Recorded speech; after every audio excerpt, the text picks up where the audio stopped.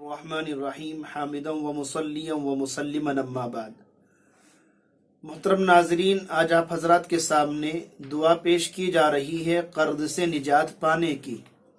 کسی شخص پر قرضہ ہو گیا ہو اور وہ قرضے کے بوجھ سے نہایت پریشان ہو تو اس موقع پر اس کو کن دعاؤں کا سہارا لینا چاہیے، اس سلسلے میں دو حدیثیں آپ کے سامنے پیش کی جا رہی ہیں۔ پہلی حدیث کے راوی حضرت ابو سعید خدری رضی اللہ تعالی عنہ ہیں۔ فرماتے ہیں اللہ کے رسول علیہ السلام ایک روز مسجد میں تشریف لائے۔ آپ نے دیکھا ایک انصاری صحابی ہیں جن کو ابو امامہ کہا جاتا ہے۔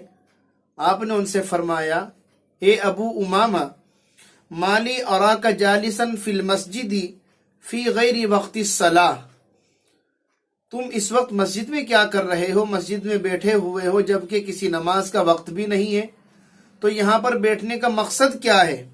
جواب دیا، ہموم لزمتنی و دیون یا رسول اللہ، اللہ کے رسول علیہ السلام، مجھے فکروں نے اور قرضوں نے گھیر رکھا ہے، میرے اوپر فکروں کا اور قرضوں کا بہت بڑا بوجھ ہے، اس بوجھ سے نجات پانے کے لیے میں اللہ کے گھر میں بیٹھا ہوا ہوں۔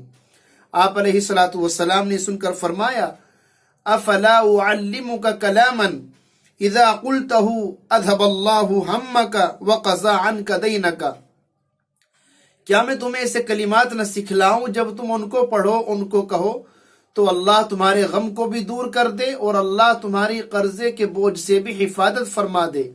ابو امامہ رضی اللہ تعالیٰ عنہ نے عرض کیا، بلا یا رسول اللہ، کیوں نہیں اے اللہ کے پیغمبر، ضرور بتلائیے۔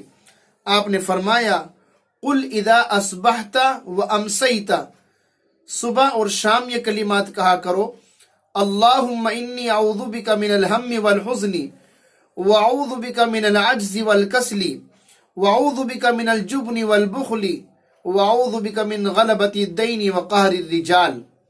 یہ دعا اللہ کے رسول نے بتلائی، اللہم انی اعوذ بک من الہم والحزن واعوذ بک من العجز والکسل واعوذ بک من الجبن والبخل واعوذ بک من غلبۃ الدین وقہر الرجال، یعنی اے اللہ، میں تیری پناہ چاہتا ہوں فکر اور غم سے، نکمے پن سے اور ٹھول پنے سے، سستی اور کاہلی سے، بزدلی اور کنجوسی سے، اور میں تیری پناہ مانگتا ہوں قرضے کے بار کے غالب آ جانے سے اور لوگوں کے دباؤ سے۔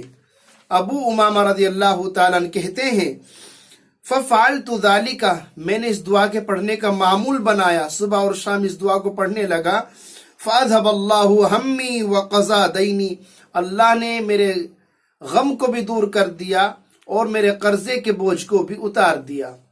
تو ایک دعا تو یہ آپ کے سامنے پیش کی گئی ہے۔ دوسری حدیث کے راوی حضرت علی رضی اللہ تعالیٰ عنہ ہیں، وہ فرماتے ہیں ان کے پاس ایک مکاتب غلام آیا۔ یہ مکاتب غلام کی ایک قسم ہے جس کو اس کے آقا نے یہ لکھ کر دے دیا ہو کہ اتنی رقم لا کر کے ادا کر دو، میں تمہیں آزاد کر دوں گا۔ تو وہ غلام مکاتب حضرت علی رضی اللہ تعالیٰ عنہ کے پاس آیا اور آ کر کے عرض کیا، انی عجزت عن کتابتی فعنی، میں بدل مکاتبت ادا کرنے سے عاجز ہوں، آپ اس سلسلے میں میری مدد فرمائیں۔ حضرت علی نے فرمایا، الا اعلمک کلمات علمنیہن رسول اللہ صلی اللہ علیہ وسلم، کیا میں تمہیں وہ کلمات نہ سکھلاؤں جو کلمات اللہ کے رسول نے سکھلائے؟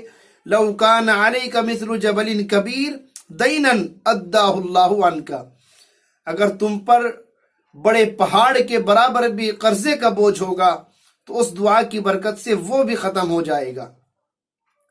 حضرت علی نے دعا بتلائی، قل، کہا کرو، اللہم اکفنی بحلالک عن حرامک واغننی بفضلک عمن سواک، اے اللہ، مجھے حلال طریقے سے اتنی روزی دے جو میرے لیے کافی ہو اور حرام کی ضرورت نہ ہو، اور اپنے فضل و کرم سے مجھے اپنے ماں سوا سے بے نیاز کر دے۔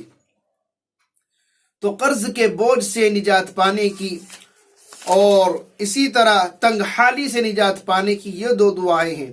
نمبر 1، اللہم انی اعوذ بک من الہم والحزن واعوذ بک من العجز والکسل وَأَعُوذُ بِكَ مِنَ الْجُبْنِ وَالْبُخْلِ وَأَعُوذُ بِكَ مِنْ غَلَبَةِ الدَّيْنِ وَقَهْرِ الرِّجَالِ. یہ دعا تھوڑی طویل ہے، صبح اور شام پڑھی جائے.